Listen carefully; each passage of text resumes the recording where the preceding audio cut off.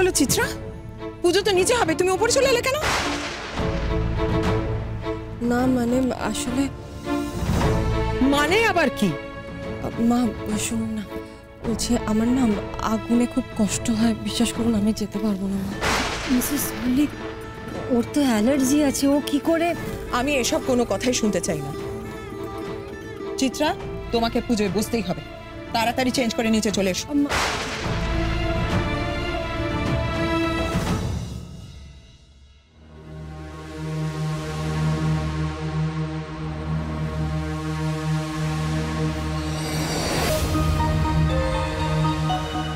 এবার কি করবে চিত্রা? এইভাবেই চিত্রাকে চেপে ধর পঞ্চমী। ও আমার নাককুলের ক্ষতি করেছে, তার দাম ওকে দিতেই হবে।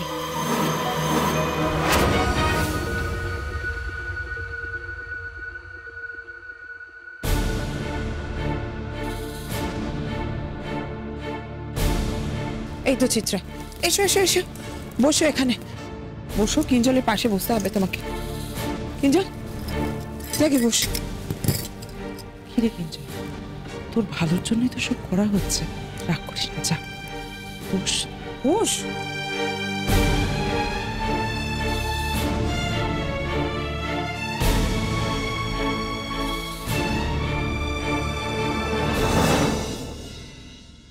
বাবু, আমার এই লড়াই আপনারে বাঁচানোর জন্য, নাককুলের ক্ষতি আটকানোর জন্য।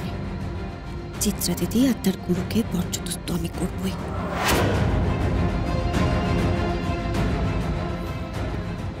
চিত্রা দিদি, এবারে প্রদীপের ওপর হাত রেখে স্বামীর জন্য সংকল্প শুরু কর।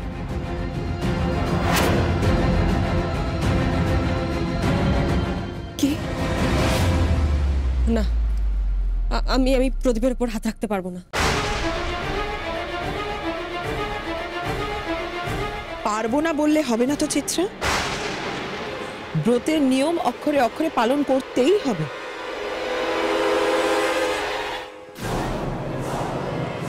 মা, আপনারা তো জানেন আমার আগুনে ভয়, আমি তো সে কথা বারবার বলেছি আপনাদের, তাও কেন আমাকে প্রদীপের উপর হাত রাখতে বলছেন বলুন তো?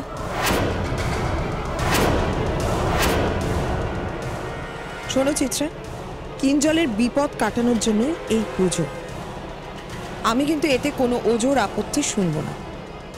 আচ্ছা, তোমার যখন এতই আগুনে ভয়, তুমি বিয়ের সময় 7 পাক ঘুরলে কি করে?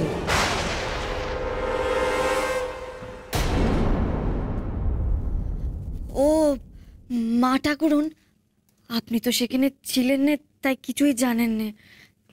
চিত্রা দিদি তো আগুনের চারপাশে ঘুরতেই পারছিল না।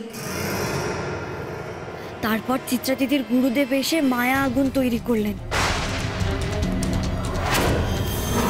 হাত ছাড়ো পঞ্চমী। জয় কাল ভৈরব,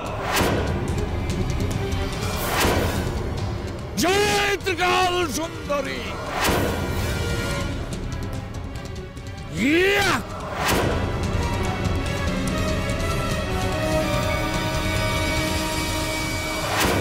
তারপর চিত্রা দিদি সেই মায়া আগুনের চারপাশে ঘুরে 7 পাক পূর্ণ করলো। সেই আগুনে না ছিল তাপ, না ছিল ধোঁয়া।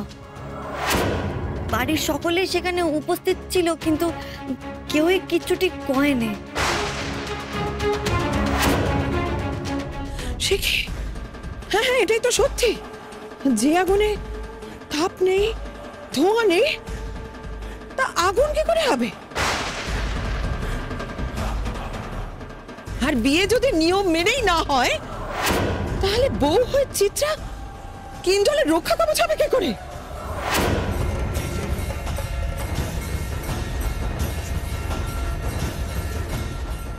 পঞ্চমী যা শুরু করেছে, তাতে কিঞ্জলের মা আমাদের বিয়েটাই না নাকচ করে দেয়।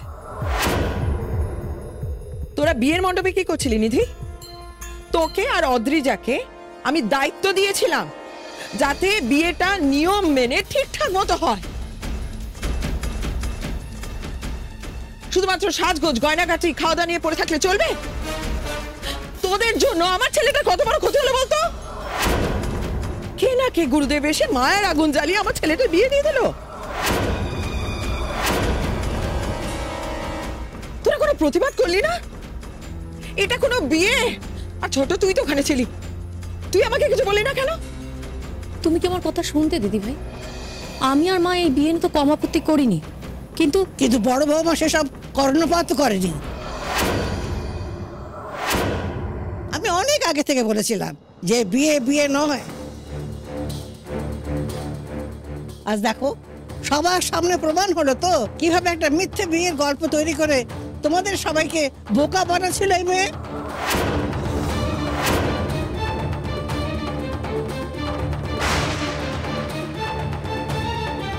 এবারে চিত্রা দিদি সব দিক দিয়ে কোনটাসা।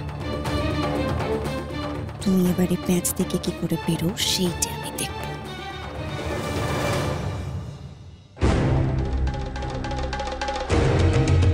মা, পঞ্চমীর কথায় আপনারা আমার বিয়েটাই মানছেন না, আমাকে নিয়ে ছিনিমিনি খেলছেন। আপনারাই তো আমাকে এই বাড়িতে ডেকেছিলেন কিঞ্জলের রক্ষা কবচ হিসেবে। তাহলে এখন কি হলো মা? কেন আপনারা সবাই মিলে আমার সাথে এরকম করছেন? চিত্রা দিদি, তুমি কি চাও না বাবুর রক্ষী কবচ হতে? তুমি তো জানতে বাবুর বই একমাত্র বাবুরে বাঁচাতে পারবে, রক্ষে করতে পারবে। তাহলে তুমি তোমার বিয়েতে মায়া আগুনের ব্যবহার কেন করতে দিলে তোমার গুরুদেবকে? কেন করতে দিলে? মায়া আগুনের ব্যবহার হয়েছে মানে তো এই বিয়েটা বেই নয়।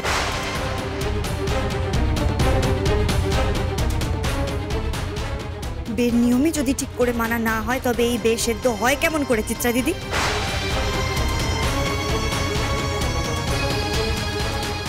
অনেক হয়েছে, আমি আর আমার মেয়ের অপমান সহ্য করব না। এক্ষুনি আমি আমার মেয়েকে এখান থেকে নিয়ে বেরিয়ে যাব। আমাদের মান সম্মান নিয়ে এরা ছিনিমিনি খেলবে, তা তো হতে দেওয়া যায় না, তাই না? চলো চিত্রা, এখানে আর এক মুহূর্তও না, চলো। না না, আমি কোথাও যাব না, আমি এই বাড়িতেই থাকবো।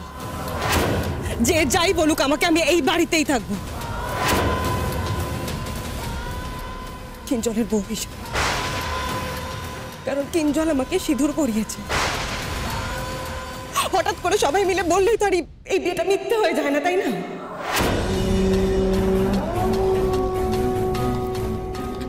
আমি কারোর কোনো কথা শুনবো না, আর আগুনে হাত রেখে আমি কোনো ব্রত করব না। যেমন ফুলসজ্জা বউ ভাত হওয়ার কথা ছিল তেমনই হবে, আজই হবে।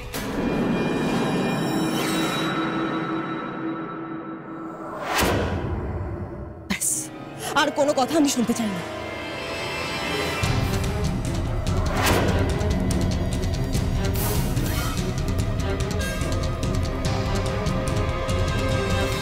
চিত্রা দিদি তো একেবারে মরিয়া দিশেহারা হয়ে উঠেছে। এভাবেই সমানে চাপে রাখতে হবে ওরে। আমার আসলে মায়ের কথা খুব মনে পড়ছিল, যদি একটিবার মায়ের খবর পেতেন। আমি বুঝতে পেরেছি যে আপনি আমাকে এখান থেকে তাড়াতে চাইছেন যাতে আমি আর চিত্রা মুখোমুখি না হই, তাই তো?